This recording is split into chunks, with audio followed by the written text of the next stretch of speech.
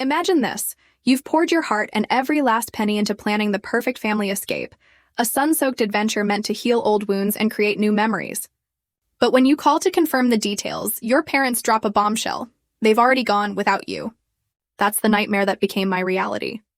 My name is Elena, and this is the story of how my family's cold betrayal turned my world upside down, pushing me toward a silent revenge that left them scrambling in a foreign land, penniless and exposed.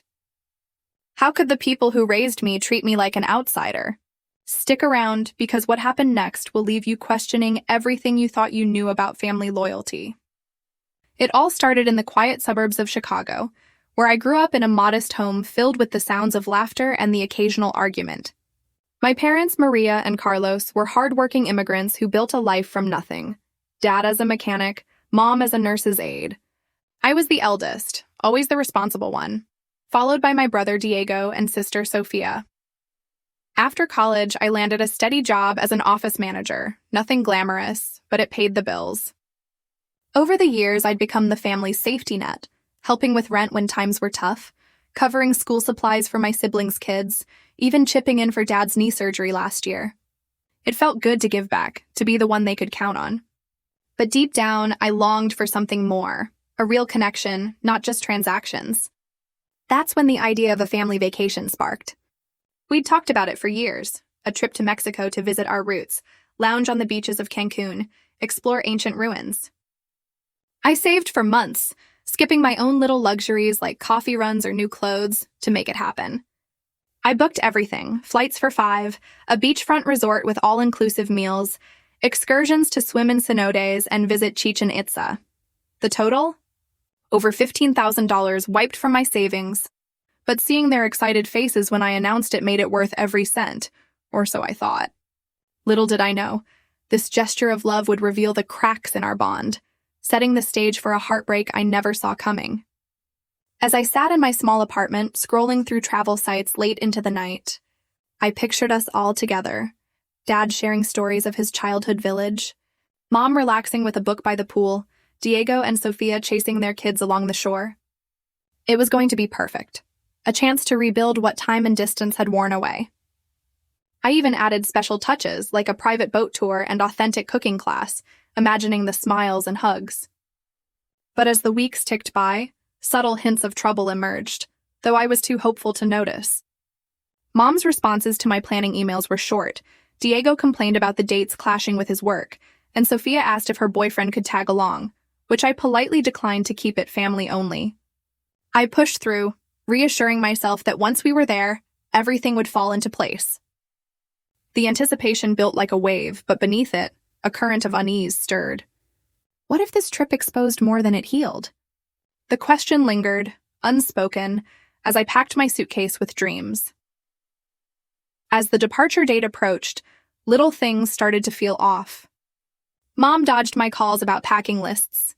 Diego was vague about work leave, and Sofia mentioned last-minute changes without details. I brushed it aside, blaming my own nerves. After all, this was supposed to bring us closer. But in quiet moments, doubt crept in like shadows at dusk. I'd call home on my lunch break only to get voicemail. "Hey, just checking if you need help with visas or anything," I'd say, my voice cheerful but forced. No callbacks. One evening, I texted the group chat with a photo of the resort. "Look at this view. Can't wait." Sofia replied with a thumbs-up emoji. Diego said, "Cool. And parents?" Nothing. I told myself they were busy, but a knot formed in my stomach. Was I overthinking? Or was something brewing? The day before we were set to fly, I texted again, "Can't wait for tomorrow." "Everyone packed? Crickets?" Hours passed, no replies. Worry crept in, maybe something happened. I paced my living room, phone in hand, replaying old conversations. Remember when I covered Diego's car payment last month? Or Sofia's birthday dinner? They were grateful then. This trip was my way of saying, we're in this together. But the silence screamed otherwise. As night fell, I tried to sleep, but visions of empty airport gates haunted me. Little did I know, the real storm was about to hit. I called Mom that evening, my heart pounding. "Hey, is everything okay? We still on for the airport at dawn?" There was a pause, then her voice, casual as if discussing the weather. "Oh, Elena, about that. We all vacationed last week." My stomach dropped. What do you mean last week? I booked for tomorrow. She sighed, like I was the one being difficult. We decided to go early. It was just us, the real family. You understand, right? Things have been stressful. Just us? The words echoed sharp and cold. I pressed for details, my voice trembling. But I paid for everything. The tickets, the hotel, how could you go without me? Dad chimed in from the background. It was a spur-of-the-moment thing. Don't make a big deal. They hung up, leaving me staring at my phone, the room spinning. Tears blurred my vision as the betrayal sank in. All those sacrifices, and I wasn't even real family? The pain hit like a wave crashing over me. How had I been so blind? The favoritism, the way they leaned on me but never lifted me up. This was the breaking point. I sank to the floor, sobs shaking my body, the weight of years of giving crushing down. But amid the sadness, a spark of anger ignited. They thought they could discard me? Not without consequences. As the night wore on, I wiped my tears, determination rising. This wasn't the end. It was the beginning of my stand. That night, I paced my apartment, anger mixing with a deep, aching sadness. How had I not seen this coming? The favoritism toward Diego and Sofia, the way they always got the praise while I got the expectations. But this was a knife in the back. As dawn broke, I scrolled through social media and there it was. Photos from Cancun, them laughing on the beach, toasting with margaritas. Captions like family paradise. No mention of me, the one who made it possible. The shock turned to rage, a fire building inside. They thought they could use me and discard me? Not anymore. Each image felt like a slap. Mom with a flower in her hair, Dad grilling by the pool, siblings splashing in the waves. How dare they? I whispered, hands shaking. I zoomed in, seeing the resort I chose, the excursions I booked. My money, their joy. The sadness deepened, memories flashing of childhood where I was the good one, always stepping aside. But no more. I closed the app, breath steadying. It was time to act. I started planning, quiet and calculated. First, I logged into the airline app. My name was on the account. With a few clicks, I canceled their return flights, citing family emergency. The resort next, I called, explained a mix-up, and got a partial refund, locking them out of the rooms mid-stay. But the real move? The credit card I'd let them use for incidentals. I froze it, watching the app as charges started declining. They'd be abroad, no cash, no way home. It was silent, no confrontation needed. Just consequences? What would happen when they realized? The thought both terrified and thrilled me. I imagined their faces, confusion turning to panic as cards were declined at dinner, hotel doors locked. This is for every time you took without giving back, I muttered. But doubt lingered. Was this too harsh? No, it was justice. As I confirmed the cancellations, a calm washed over me. For the first time, I felt in control. As days passed, I played it cool, ignoring their initial happy texts. Inside, I built my walls higher. I met with a lawyer friend, Sarah, over coffee. Elena, this is financial abuse, she said, eyes wide. You need to protect yourself. We drafted papers to reclaim any shared assets, like the small loan I'd given Diego for his car. I changed my bank passwords, removed them from my accounts. Each step felt like shedding skin, painful but necessary. Sarah's words echoed. You've given enough. I nodded, signing forms with steady hands. Back home, I packed away family photos, their smiles now mocking. The apartment felt emptier, but freer. One call to the bank sealed it. New accounts, fresh start. Relief flooded in, mixed with lingering sadness.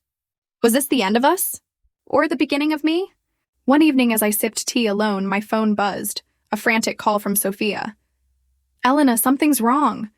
The hotel kicked us out, saying the reservation was canceled. And the card isn't working. I stayed calm. Sounds like a problem. Maybe you should figure it out, as family, she begged, voice cracking. Please, we're stranded here. No money for food or a flight back. The sadness hit me then, mixed with relief. They'd learn what it felt like to be left out. Her pleas tugged at old strings, but I held firm. You made your choice. Hanging up, I stared out the window, rain streaking the glass like tears. The power shifted, but at what cost? The calls came in waves, Mom pleading, Dad angry, Diego threatening. "How could you do this to us?" he shouted. I hung up, heart racing. By now, they were penniless in paradise, scrambling for loans from distant relatives, sleeping in cheap hostels. I wired just enough for basics, not out of kindness, but to avoid guilt. Voicemails piled up. Mom's sobs, "We're sorry, come help us." Dad's rage, "This is cruel." Diego's demands, "Fix this now." Each one fueled my resolve. They hitchhiked to an embassy, begged for aid, but bureaucracy slowed them. Sophia texted photos of their dingy room. "Please, Elena." I deleted them, focusing on my own peace. The climax built, tension thick as ocean fog. The climax hit when they finally boarded a budget flight home, exhausted and broke. Waiting at the airport? Me, with a folder of receipts. "This is what betrayal costs," I said quietly. They stood speechless, faces pale. Mom reached for a hug, but I stepped back.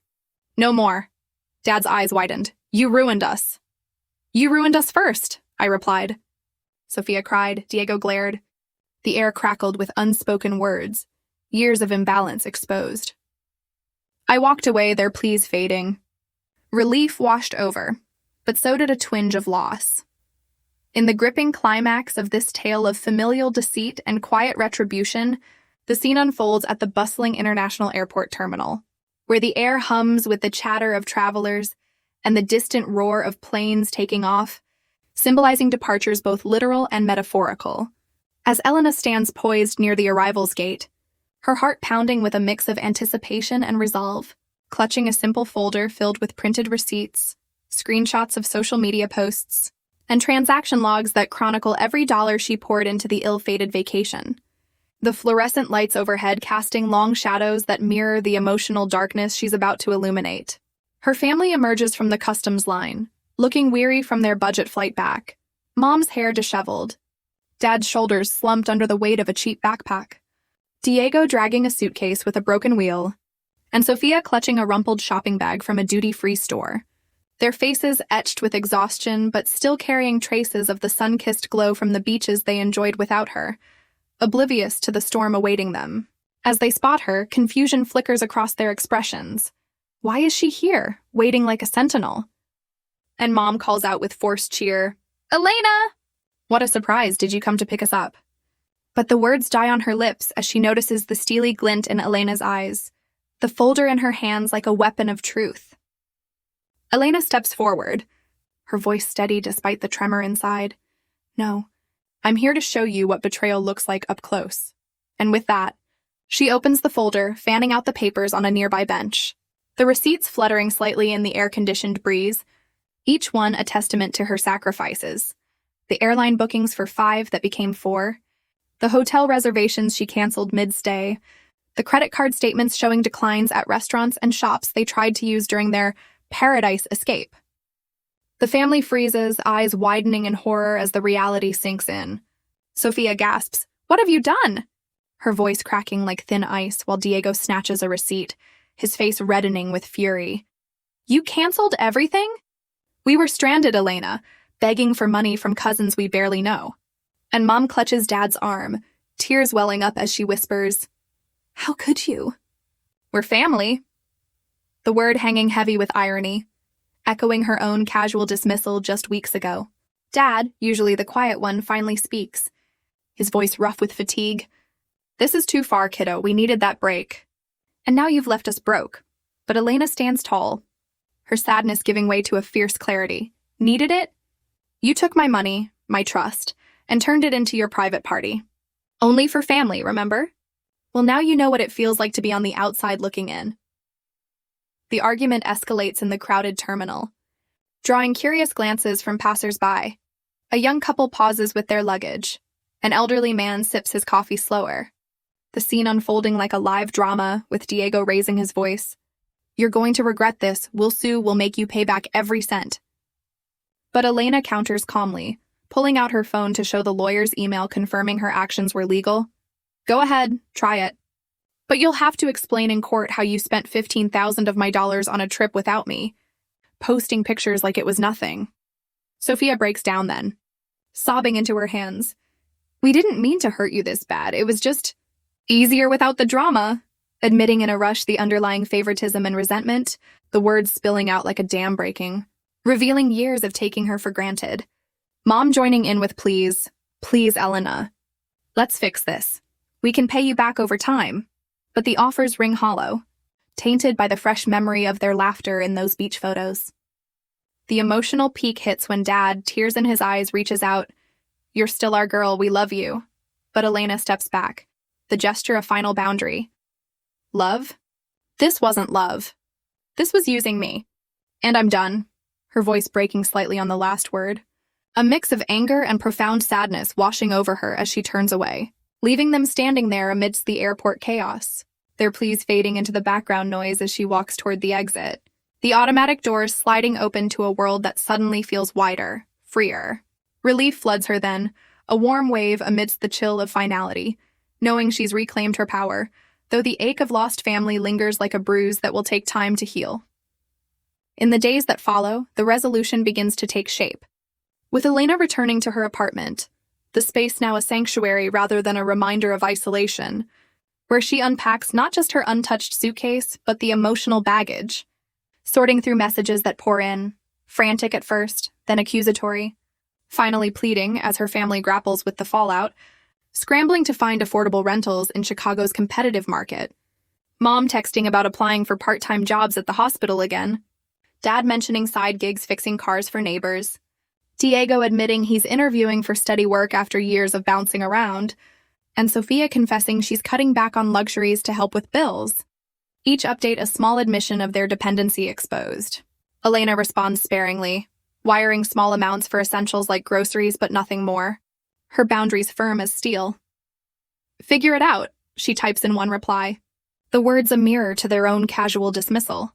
And as weeks turn to months, the visits start. Tentative at first. Diego showing up with a cheap bouquet. I'm sorry. Sis, I didn't realize how much you carried us. His voice genuine for once. Sophia following with tears. We were selfish. Thinking only of ourselves, and even Mom and Dad. Sitting across from her in a coffee shop, Mom's hands wringing as she says, We took you for granted, Elena, please. Let's rebuild.